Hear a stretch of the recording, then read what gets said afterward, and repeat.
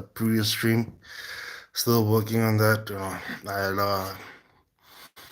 I upgraded the setup and then I don't know, it went to shit.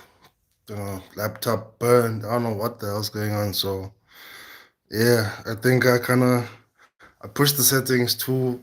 I think I went too fast, too much, did much very early. So yeah, shit, man. Sorry.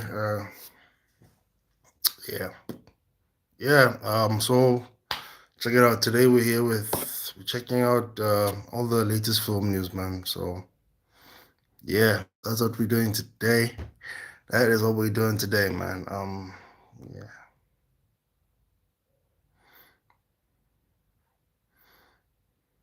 Okay, I don't know. There was something that said, well, Smith fought during Men in Black filming, caused 3 hour evacuation. Like, what the fuck is that, man? Like, really?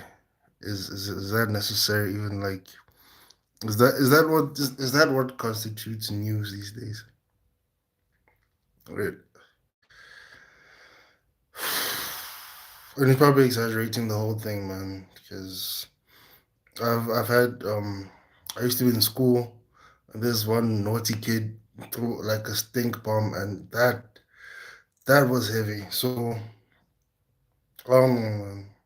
Someone probably had a stink bomb and then just accused Will Smith. Like, I'm not defending Will Smith. I'm just saying that this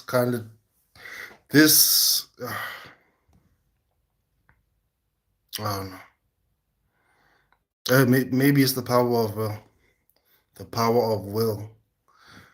You know, he's just that good that his farts be making the news, man. His farts be getting people paid. And I'm saying the power of will. I don't know what's going on. My stream is lagging. This is not cool. This is not Ayaba. Yeah, man. Anyway.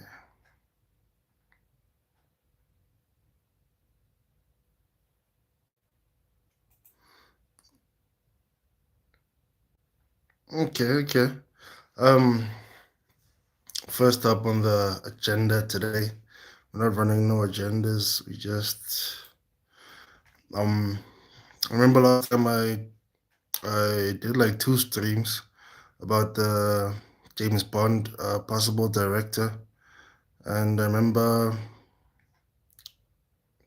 Luca Guadagnino was said to be this thing, said to be the one directing, and he neither confirmed nor denied that he's going to be doing that.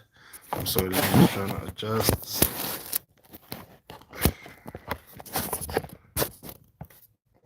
That that feels better. Yeah. So Luca Guadagnino said that he might be interested in doing that, but not really. No one's ever spoken to me. But these people, the double speak, man. Anyway, Sam Mendes said that the director of the previous three, Skyfall, Spectre, and yeah, he did. Sam Mendes did Skyfall and Spectre. Um, he said that he'd be open to returning to the James Bond films, man. Like, I wouldn't mind that. I think who there was another director who did that, man. Was it Lee Tamahori?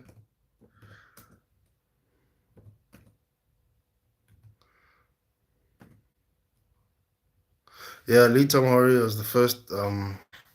He was the first director to come back and direct this thing.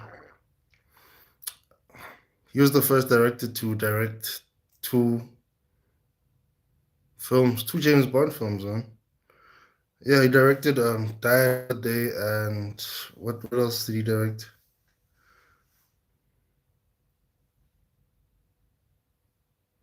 No, man. Isn't he the one? Die Another Day. And I'm trying to think.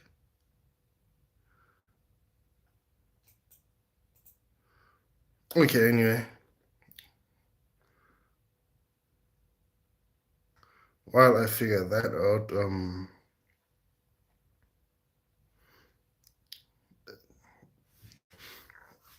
Probably because I just like his film so much. I remember The Devil's Double, and I recently watched The Convert.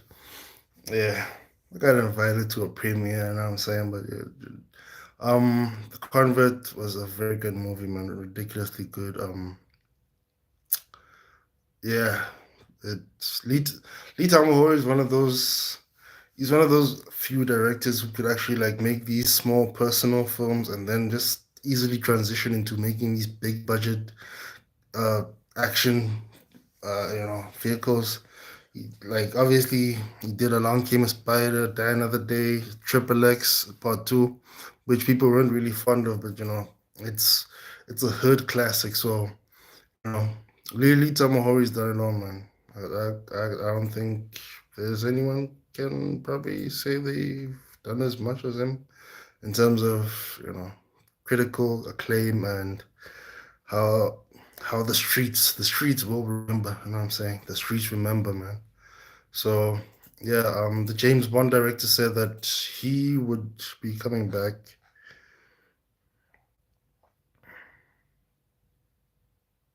Well, actually, Martin Campbell's the one, man, in recent memory. John Glenn has done five.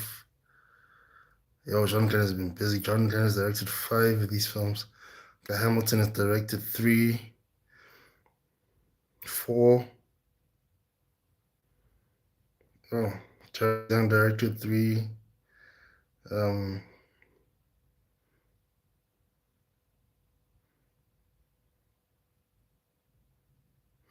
Anybody he started out as an editor. Yo, John Glenn is hey.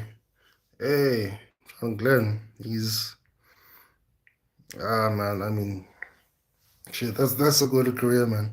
Directing five James Bond films, and obviously it was the Pierce Brosnan times. I'm guessing.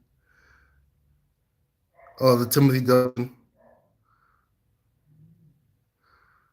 Yo, so he's done the Roger Moore, Timothy Dalton.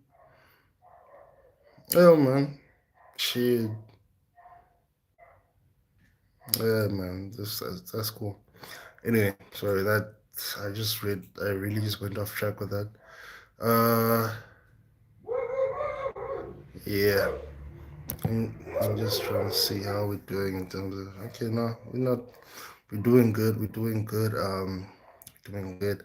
Let's go back to what Sam Mendes was talking about. Sam Mendes has spoken about his potential future with the franchise. Before joining the long-running spy series, adapted from the works of novelist Ian Fleming, Mendes was best known as the Oscar-winning director of 1999's American Beauty, the feature that also won Best Picture at the 2000 Academy Awards ceremony.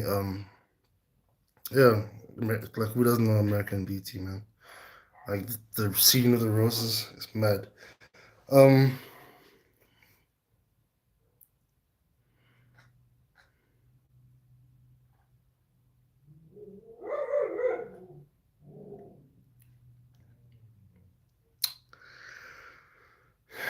this dog, yeah.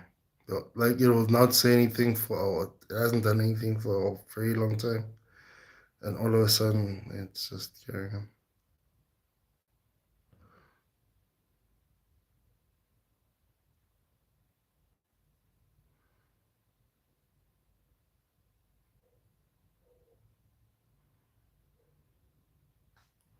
Anyway, we're back. Sam Mendes has said that he won't be. What has he said? He hasn't said anything. His first Bond feature was the 2012 Daniel Craig era outing Skyfall. He then returned to helm 2015 Spectre. However, the final Craig movie, 2021's No Time to Die, was helmed by Kerry Joji Fukunaga. And the upcoming James Bond 26 has no uh, attached director.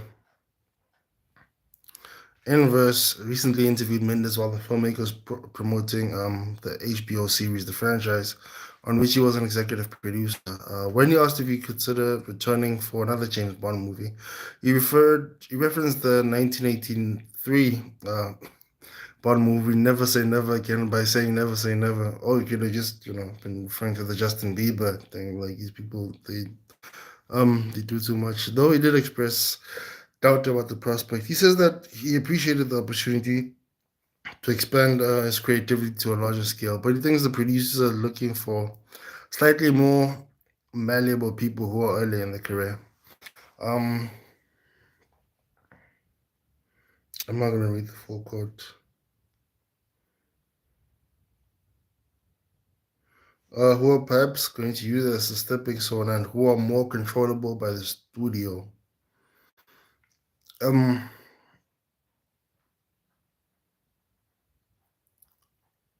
I'm not gonna lie. I watched this thing. I watched. I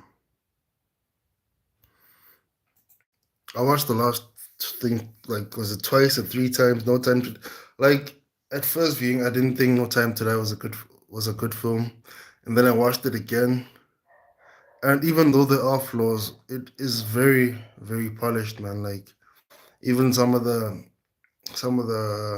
tricks that Kerry Joji Fukunaga is that Kerry let me just say Kerry at this point that Kerry was doing like the writing was good, like first part of the movie it was so good, man. It was a proper spy thriller, you know what I'm saying? It didn't feel like these overblown crazy action films that James Bond used to be. I'm talking about the Casino, like when Daniel Craig was introduced. Daniel Craig was more the action orientated. To like Spectre, the first couple scenes, like when Spectre trapped him in the room and then he escapes.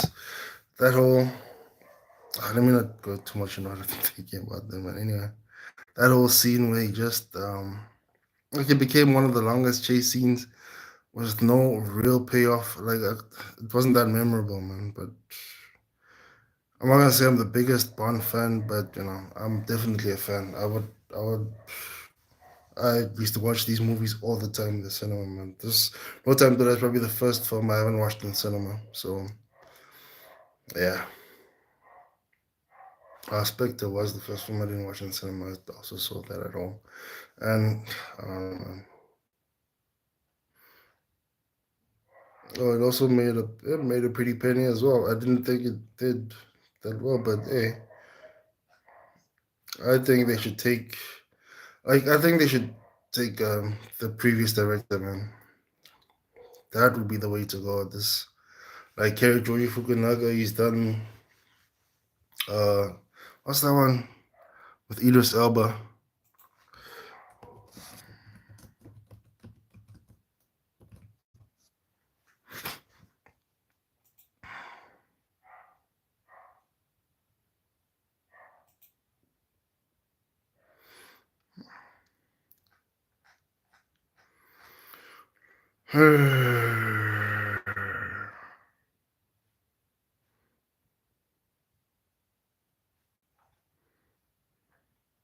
Beast of No Nation, beast of a movie, man.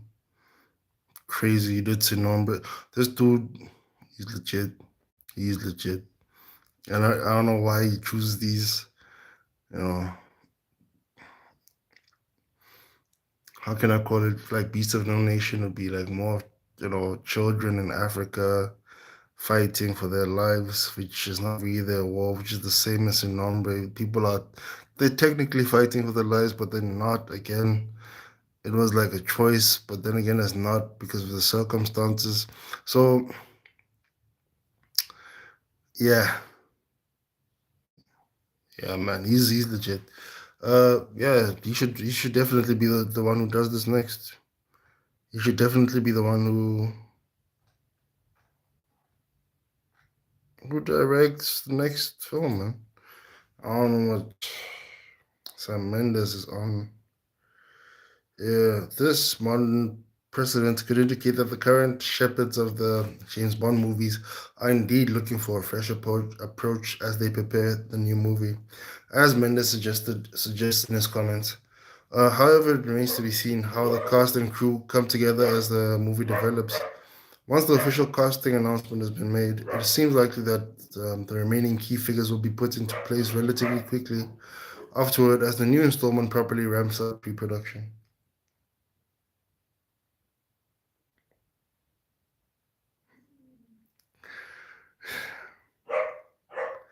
Hey, come on. Um,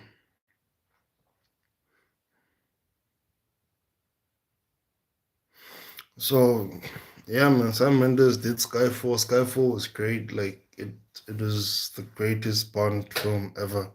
Some people call it. Without the gadgets and like James Bond was like the dude with the gadgets who did spy things, and then it transitioned. Sam Mendes came on to transition to this more, you know, when Sam Mendes directed Skyfall, the films, or let me say big budget films, they were looking for this most, especially with the success of Christopher Nolan's Batman, The Dark Knight. They were looking for this more realistic, grounded approach. Like even though we're dealing with superheroes and like crazy things going on, like that, it was that had started a whole wave, and this is one of the few franchises who pulled it off brilliantly, man. So few films in that time of any franchise in the time, like in the 2012s, the 2015s, 2016s, it really successfully pulled it off. It actually came out the same year as the Dark Knight, which is mad. Um,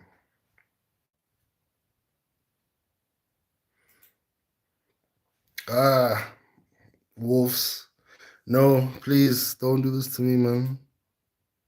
Yes. Uh, just I'm just seeing this thing about wolves. Wolves is a very good movie, man. I did a review. Check my review out. Like and subscribe as well, please. Um, Wolves is a very good film. I liked it a lot. Shit, what the fuck is this? What I don't know what the like. Fuck, I have to cut this because I don't know where these white things are coming from, man. I was just outside. It was probably just the wind, and we're in front of a school with many plants. But it's like those. I forgot the name, but you see the white things that float up in the air, whatever those are called. So yeah.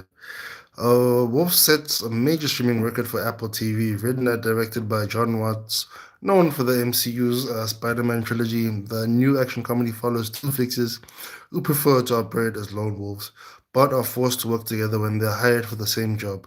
George Clooney and Brad Pitt, returning 15 years later after the Ocean's trilogy, you know.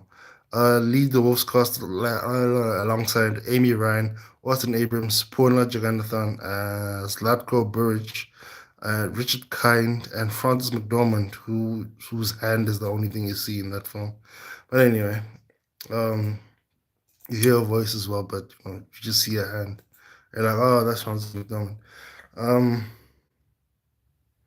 oh, this lady's Purna. I think the other one is Purna Jagannathan. Anyway, um, what technical difficult, yo, man.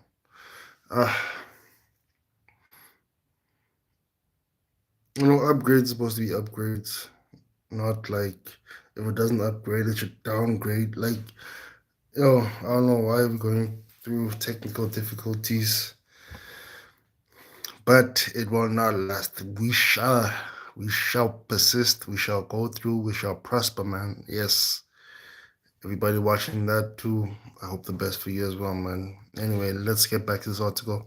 Now, following its release on September 27th, Brad Pitt and George Clooney's new action comedy has set a major streaming record. Per Deadline, Wolves has become the most watched movie in the history of Apple because it's mad good, man. It is mad good. Watch Wolves. Watch Wolves. Wolves is good.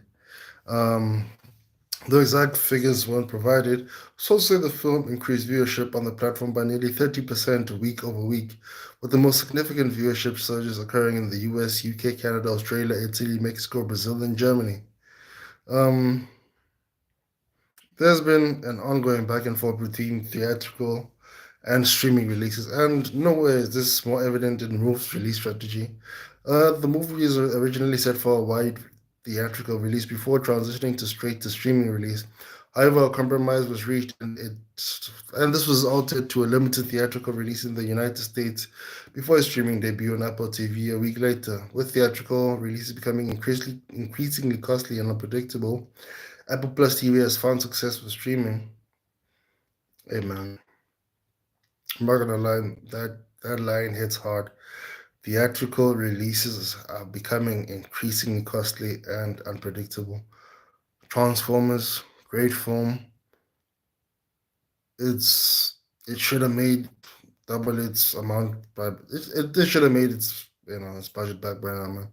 Let's check how much it's on now. Like it's showing one thing I will say. Its budget is 75 million. I never pressed it. Okay. Its budget is 75 million. It's made 74 million. But one thing I will say about this movie is that it's got great legs, man. It is chugging along. Honestly, I think it's probably still in the top five. It hasn't dropped out of the top five yet. It's top three, man. It's still, and this is like how many weeks? Okay, it's just 2 weeks, but it should at least double its budget, double its yeah. Hopefully it'll double its budget and we get another film. And because this one was so good, hopefully word of mouth has spread at this that much that that we get a very decent second one as well because this one was very good. Like I said, 2024, we've been spoiled, man. We've been spoiled for good movies. The, uh, I don't know how many horror films are coming out because people know that horror films are usually cheap and turn a profit very well compared to like drama or comedy, which are more harder things to relate to wider audiences. I don't know why horror slaps as hard. I'll probably do some research on it one day. With Wolves only receiving a limited theatrical release and going on to become the most watched movie in the history of Apple TV, the streaming could take a similar approach with some of the upcoming releases. They already they already are with Steve McQueen's Blitz, which will be released in select theaters on November 1st, before hitting Apple TV Plus on November 22nd. Uh, Brad Pitt's F1 movie is currently set for a wide release, uh, for a wide theatrical release in on June 25, 2025. But after the streaming of um, Wolves, Apple TV could take a pivot to a similar limited theatrical release strategy. Is F1 also releasing on?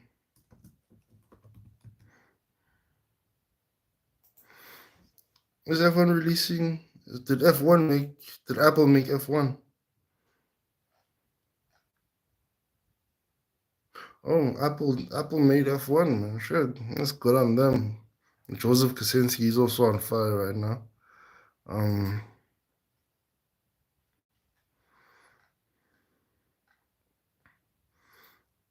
so yeah, starring these articles are all screen run, so you can check them out if you want to. Like I don't know, many people do go on screen run, but some people do enjoy these news people. So yeah. Um,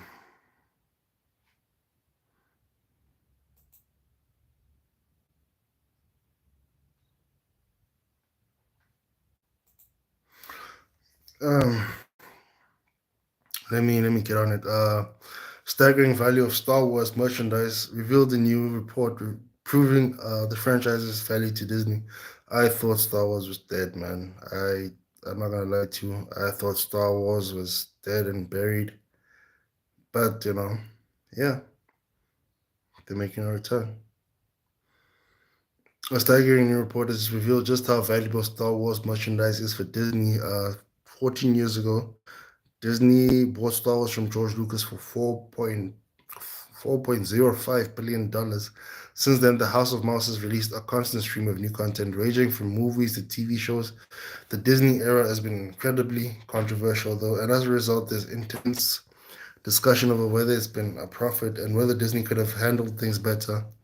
The Hollywood Reporter has published the new assessment of the franchise under Disney, and while most of the account will be very familiar to readers, slipped in is a fantastic, fascinating detail, according to resources. Star Wars merch generated $1 billion for the company last year. It's rare to get figures estimating the merchandise value of Star Wars, so this report is an exciting indicator of just how valuable the franchise is for Disney. I'd have a feeling that it probably made more than $1 billion. Like these things sell, like Star Wars sells mad. Um, most attention is usually just fixed on Star Wars box office takings on Nielsen TV ratings for ever-growing Disney TV shows. But most big franchises really make their money through merchandise and distribution. Although distribution is less of a factor for recent shows, given they primarily stream on Disney Plus. That's especially true for Star Wars, where merch made George Lucas rich. Lucas negotiated control of licensing and merchandising right before the film's release, and he never regretted it. He made bank. Lucasfilm, um, Industrial Light and Magic, and he's after selling this thing, he became super rich. So yeah, man, Lucas, he saw where the curve was headed, and he benefited of that greatly. Disney's decision to hold off on Baby Yoda merchandise back in 2019 was a costly one. I mean, I probably watched half of the first season of The Mandalorian, but I still know this Baby Grogu very well, man. It's like even people who don't watch Star Wars know they know this character. It's one of those, and like he's just in the zeitgeist, man. Like people don't even know him, but he's just so familiar. So it's one of those things that can make money off. You can make money for the company, man. And I think yeah, they probably regretted doing that. That said, Disney has more than made up for lost time, and Grogu merchandise is now widely available. Almost every Disney Plus show has a cute character and created in a similar mode as a potential hit, ranging from young Leia's delightful L.A. Hello, okay, yeah, and Obi-Wan Kenobi to the tracker in Basil in The Acolyte. I watched The Acolyte, didn't I? Yes, I remember that. Disney is clearly determined not to miss any more Star Wars opportunities. Um, I remember I used to work in retail, and this thing, even generic, like Star Wars is so big. I don't think Disney realizes what they actually have. And Star Wars is so big that you could have generic characters, and even those generic characters will make you money. Like Star Wars is that big, man. Star Wars is the shit. So Star Wars has always been controversial, and the fandom right now feels pretty broken and disillusionment in the wake of the Acolyte's backlash and cancellation. But these merchandise figures are a reminder that Star Wars is still a big deal and will always be. It's tremendously popular. There's a wide range of merchandise out there, and Disney's always seeking new opportunities. It's true that sales in 2024 have likely been lower, but that's related to less releases of new content than anything else. It's impossible to make any true assessment of Disney Star Wars without recognizing the value of merchandise. While this is only a report and it's far from an exact figure, it is nonetheless believable, and it offers hope for Star Wars' future. Grogu, formerly Baby Yoda, is key to this, now co-starring the next Star Wars movie. Yeah, the opportunities for Star Wars are vast. Yeah, man, we knew it. Like Star Wars. Hey, man. Oh, what happened now?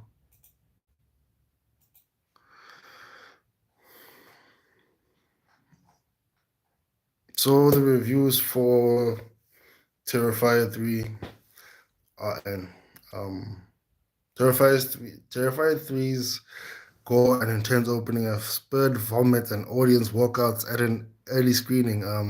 The upcoming Terrifier 3 is the third installment in the violent slasher franchise, written and directed by special effects artist Damien Leone, starring David Howard Thornton as the comical villain Art the Clown, comical homicidal villain Art the Clown.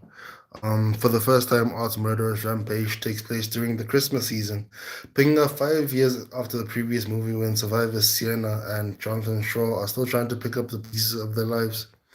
Per Lad Bible, the first official UK screening of Terrifier 3 has provoked an outsized audience reaction. PR representatives of the movie confirmed that the intense opening scene, which is so gory that Leon says it prevented the $2 million movie from getting Hollywood funding, caused 9 walkouts within the first few minutes of the movie.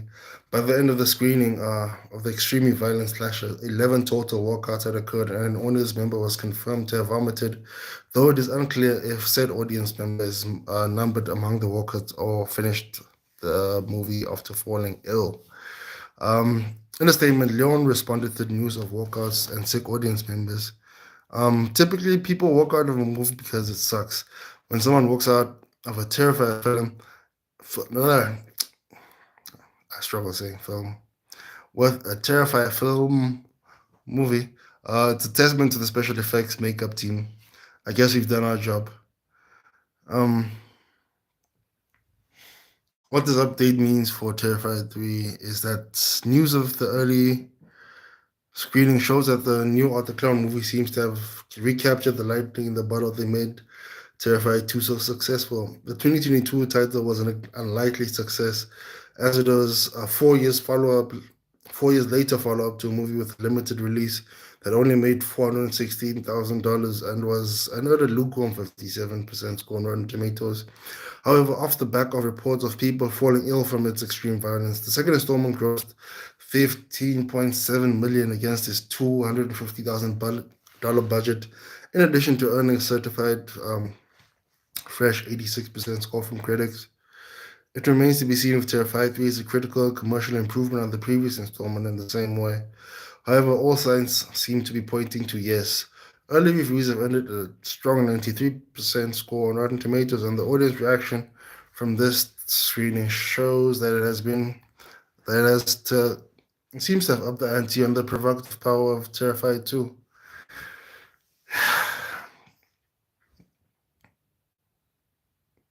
Sometimes it's good to keep quiet before you say something, man.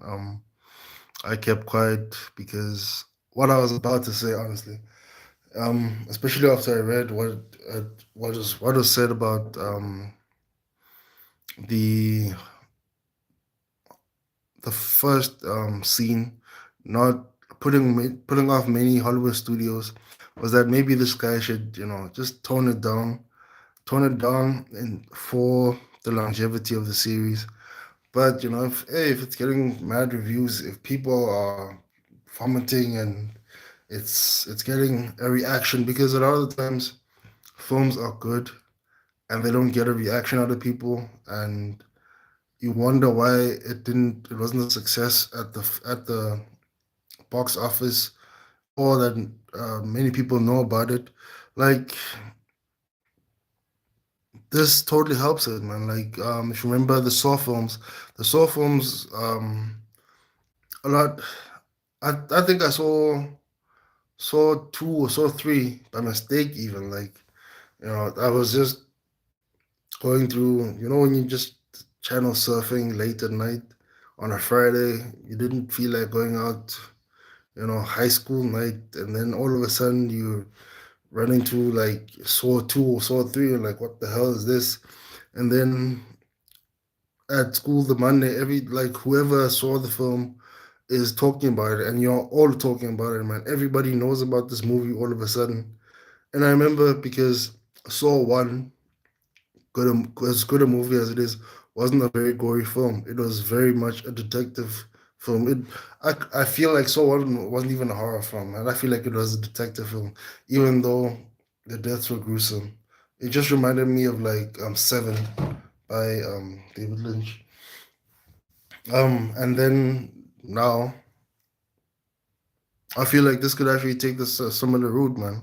If if if that is what's gonna be happening with this film. So yeah, man. Hey, all I just hope everything works out for David Leone, because I think even as a film, this Art the Clown, I haven't seen the films. I have them. I should be watching them soon, but I haven't seen any of them yet. This film, he just looks like a memorable villain, man. Like the dude, like the toy or whatever that is called, the mannequin from Saw, like Freddy or Jason or Mike Myers or any of these other big big franchises that we know. They all started from the ground up. They started from nothing, and this is what this dude is doing, man. He literally, he pulled this from nothing, and for him to stick to his vision is brave, man. I just love it. I love it for him, man. So yeah, let's continue on this article, man. So I don't want to go too long. The significantly increased budget of $2 million means that there is more on the line for for the new sequel, though they're still not taking a risk at the level of a major Hollywood blockbuster. However, it seems that Leone has spent his newfound money wisely, using it to push the envelope as much as possible and bring the grotesque to the scene. Um, his grotesque vision to the screen. The increased Arthur Clown antics promised by the Terrifier 3 trailer could very well draw in audiences in untold numbers, especially if further screenings provoke even stronger reactions, making the new movie even more notorious. Uh, yeah, man. We have a new horror franchise, people. Thank you, Damien Leone. You did it, man. Keep on doing it. You a G. So yeah, I'm probably gonna clip that up nicely, you know what I'm saying? Gonna clip it nicely and put out this video. So yeah, um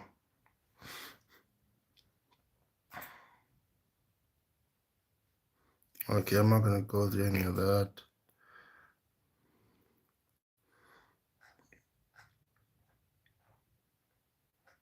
Yo man, I'm not gonna lie. This is the last article I'm gonna go through. Netflix 2024 action movie Rebel Ridge reclaimed the number one spot on the global chart.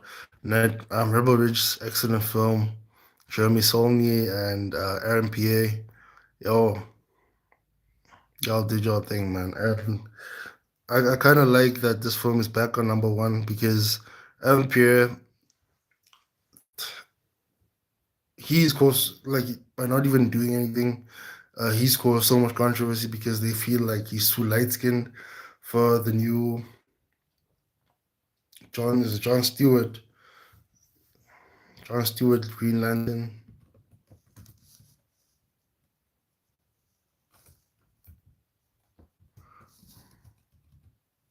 Yeah, it is John Stewart. Like, they say he's too light skinned for the role, man. He hasn't even said a damn thing. But they're like, yo, nah, this nigga is too light skinned, blah, blah, blah. All that, this, that, and the third. This, that, and the third. Know what I'm saying? So,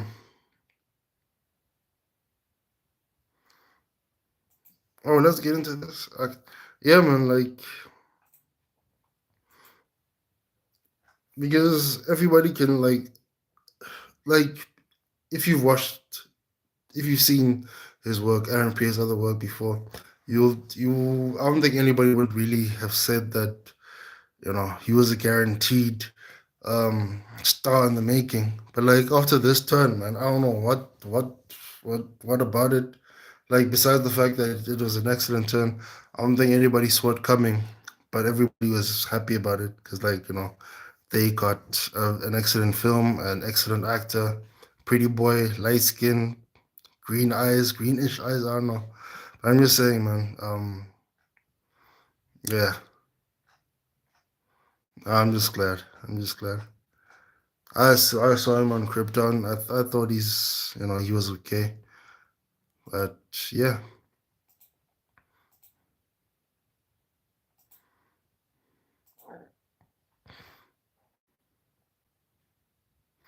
okay. But talking about Green Lantern, here's the last article. I know that I said that the last article. But this one I absolutely agree with, man. It says Sterling K. Brown wants to play John Stewart, and I think it's an excellent. He'd be an excellent addition. Like the John Stewart character, having never been portrayed in live action, is such a blank canvas for people to work with, man. So I don't think Sterling K. Brown can do wrong here, man. Just after, just hours after the news broke that the uh, Green Lantern Corp Green Lantern core movie will feature the DCU John Stewart. Actor Sterling K. Brown is throwing his hat into the ring. Dear powers that be, if you're looking for someone to play Sean Stewart, I humbly submit my name. Namaste. Uh, that was my impression of how Sterling K. Brown speaks. Brown tweeted a response to a question on the fan. Um, yeah. Brown was announced as part of the cast for Marvel's Black Panther movie. What's going on here?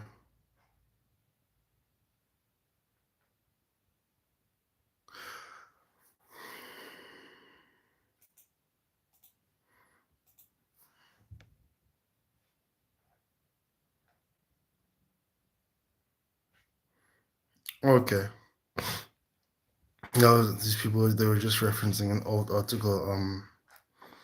Yeah, the Marvel to DC switch wouldn't be unprecedented either, man. As the Marvel character Deadpool obviously was played by Ryan Reynolds, who did Green Lantern. We all know how that went. So yeah, man.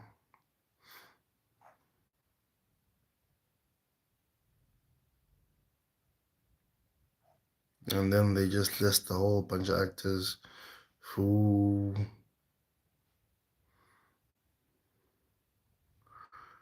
um who starred in both Marvel and DC. So what is this?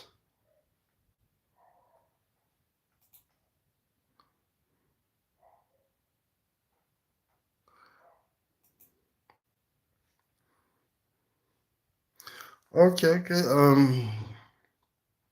I keep seeing interesting things, man. Like I want to stop, but I can't.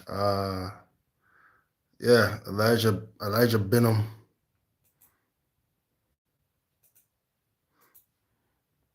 Magazine Dreams is the Jonathan Majors led film, and he stars as an aspiring bodybuilder who struggles to find human connection in this exploration of celebrity and violence.